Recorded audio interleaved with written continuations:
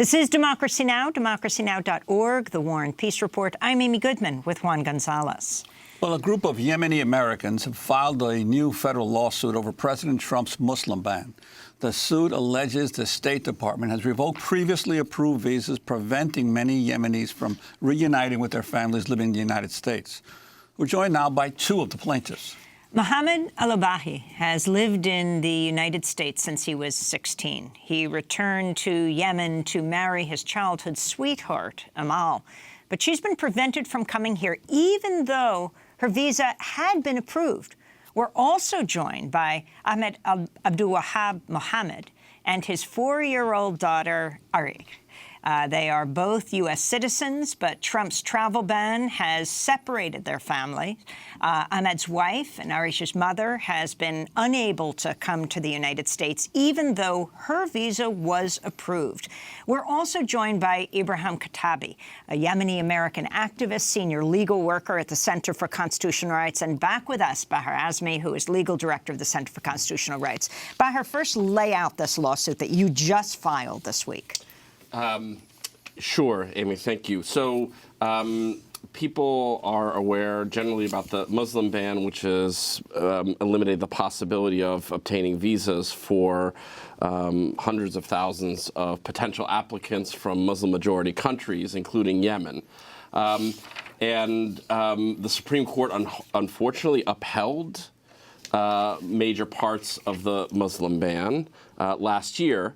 But what we were seeing is even individuals who had been approved for visas prior to the Muslim ban taking effect were later denied those visas, where State Department officials were saying, well, the Muslim ban, this proclamation, means you're not entitled to the visa the consular officials in the State Department already granted them. So there's a way in which... So this is retroactively. They're making it retroactive unlawfully, because the proclamation is not supposed to take away visas that were already granted by law. So not only is the proclamation an outrageous discriminatory act, consular officials are using it as a pretext to deny people benefits they're actually already lawfully entitled to. So we filed a lawsuit demanding that these families be given the visas, be handed over the visas that were already approved for them. And Mohamed AlHaj, you are the lead plaintiff in AlHaj v. Trump. Could you talk to us about your situation? What happened with you? My wife had her interview on November 14th of 2017 at the U.S. Embassy in Djibouti. Right after the interview, she was given a letter that indicated that her visa was approved, and all she had to do was just wait 2 weeks until the visa is printed. But it's been since that time until now we haven't heard anything from the embassy. In March of 2018, her visa was basically denied under the proclamation, and in June of 2017, she was called back. We received an email stating that her visa is eligible for a waiver. But since that time until today, we haven't heard any updates. It's just we're not certain about what's the next step going to be. And you've been in this country for how long? I've been in this country for over 12 years, since 2006. You went to school here? I went to school here. I went to high school here. I became I got my bachelor degree in structural engineering at the University of Buffalo. I worked in Rochester, New York for over 2 years, and due to the expenses of my wife and me trying to pay for my expenses, I had to move back with my parents here in New York City. And explain, your wife's living in Djibouti now? She is living in Djibouti. With her brother? With her brother. So you have to support, and what is the cost of living there? Why did they leave Yemen? They left Yemen because the city where they used to live before, the city of Al-Hudaydah, came under attack by the Houthi rebels and the government army. So there's fighting in the city, which forced her whole family to leave the city of Al-Hudaydah. So they can't really return back to Yemen because there is no home for them to return back to. I wanted to bring Ibrahim Kitabi into the conversation. You have been working with the Yemeni American community for a long time now. How typical is Mohammed's story? This is one example of hundreds that we know. For example, the Center for Constitutional Rights received about a list of 150 individuals who their visas were approved in advance, but were not given, were denied at the end. So there are a lot of devastating stories that is coming out of Djibouti, Egypt, and Malaysia, because back in 2015, when the war broke in Yemen, the U.S. Embassy has to shut down its doors in Yemen, and so all Yemeni American families were forced to move to different countries for their immigration interviews. And as a result, they've been stranded in a lot of different places, which created a lot of different difficulties for Yemeni Americans and their families. Mohammed is a perfect example where he has to support his family here, but also abroad. But yet, he's been waiting for his wife to come to the United States for over a year now. And there are a lot of different examples where we know there are kids who were given visas, but not the mom.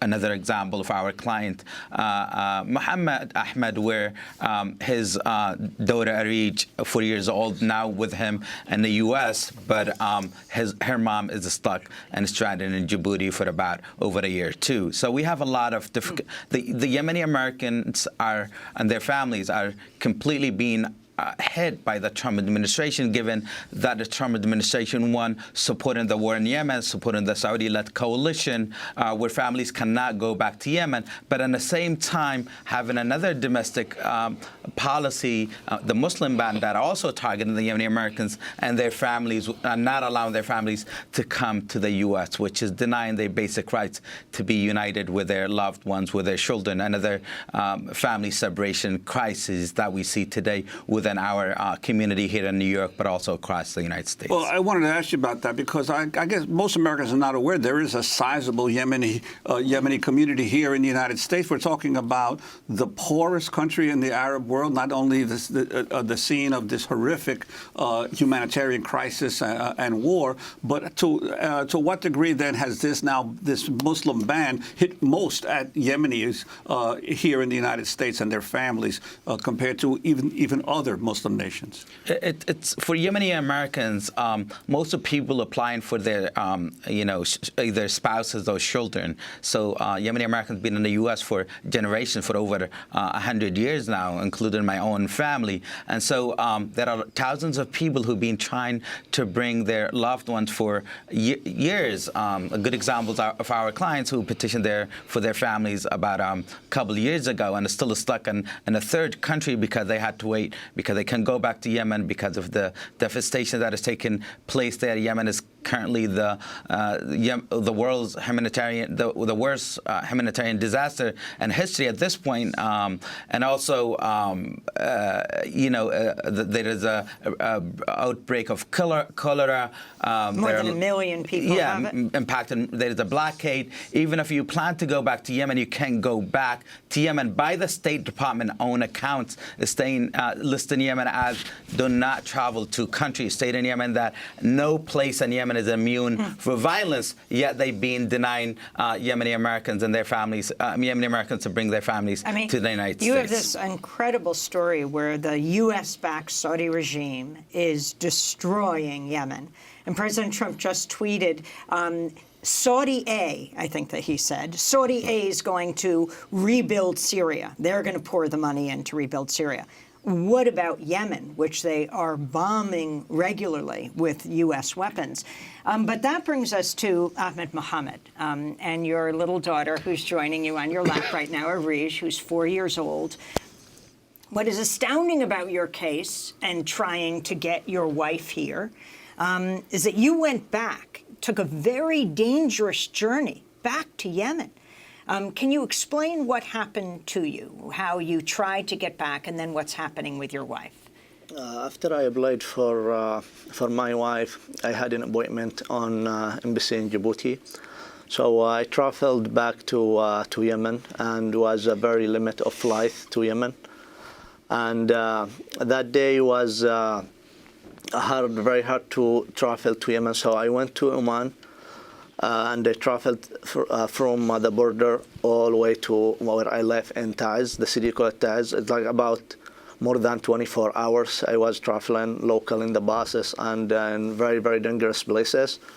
So after that, I took my family to Djibouti, and also the way to Djibouti was very hard because Djibouti, they stopped all the flights from Yemen to Djibouti. I went through Sudan, then from Sudan I went to Djibouti. So it was a very, very hard journey from Yemen from here to Yemen, then from Yemen to Djibouti. And you got an approval for your wife to come to the United States? Yeah, I applied for 3 visas for my wife and my daughter and my mother. So I had the proof for all the visas. We did the interview. They checked all the paperwork. They told me everything is good. Then after I did the interview on October 5th. So on October 11th, I had the first visa for my mother. Then in October 11, I had the visa for my daughter AlHaj. Then I was waiting for my wife. They told me like it's gonna be approved for it's gonna be like issued for the following weeks, like after 2 weeks. This is 2017. That's in 2017, yeah. So I was waiting about 6 months for my wife to get her visa, and I don't get anything back from them. So then I get scared if her visa gonna be expired. AlHaj. Yeah, AlHaj. Then I took AlHaj and they left my wife there in Djibouti, and she was pregnant in her last month. AlHaj, let me just ask you, where is your mommy? In Djibouti. She's in Djibouti now. Can she come here to see you? No. Why not? Because her visa is not coming over here. Her visa is not come her visa for my mom. Do you get to talk to her by phone sometimes, or? Yeah, Would you like her to come here? yeah, Do you have a new little sister? yeah. Have you ever met her? No, You haven't seen her yet? She's in Djibouti with your mommy? yeah. So explain, Ahmed, she goes to Djibouti, again, extremely expensive place to be. She was told, yes, she could come here. There was no problem with her visa a year ago. Yes, she had the official receipt from the embassy that she had a proof for her visa, and they told her only about just like few weeks to get issued the visa because they take a little process. Then from that time, I never heard anything until July 2nd in 2018. They respond to us. They said, actually before that, on February 2018, they called my wife. They told her, okay, you have to come to the embassy. She went there. They give her a letter. They said, we cannot give you your visa because the travel ban and the problems. Because of the travel ban. Because the travel ban, yeah, and the problems. They hold her passport.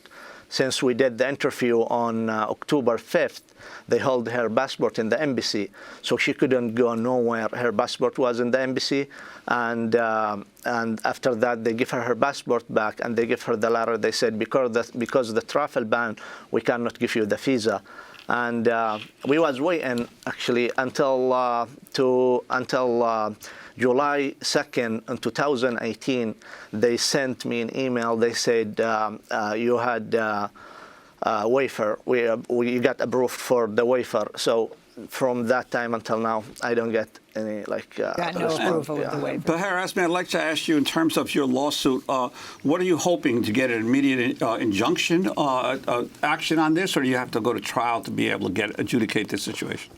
Yes, we're hoping, because there's no lawful basis to withhold the visa approval. We're hoping the court very quickly orders the U.S. government to hand over the visa that's already been approved. And just to say, I think I've been reflecting on the 2 segments we started with and concluding with. There's something so deeply concerning and depressing in these threads, which involve people fleeing conditions of violence and deprivation in part created by this government and to be met with exclusion from this government for problems we are in part responsible for, and to deny these human beings their desire for freedom, to be reunited with loved ones, and for opportunity is the height of cruelty and arbitrariness.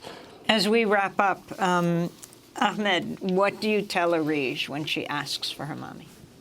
AlHaj, actually, I cannot explain to her the travel ban, what that means, but I always give her like a little hope. I tell her, okay, your mom, she's coming soon. Sometimes I call her, and they let her to talk to her, and they tell her mom, tell her I'm coming. So soon when, she get like talk with me and with her mom, she come down, and, she left with her aunt right now. But sometimes they call me like nighttime. They said she's crying. You have to come over to see her. So I go there. I call her mom. So, well, we hope to have a show where you're all on the program together, including your wife. I want to thank you all for being with us, both of your wives. Yemeni Americans Mohamed AlHaj and Ahmed Mohamed, who are both suing the Trump administration. Ahmed's 4-year-old daughter, AlHaj, thank you for being here, as well as Ibrahim Kitabi and Bahar Azmi of the Center for Constitutional Rights. I'm Amy Goodman with Juan Gonzalez.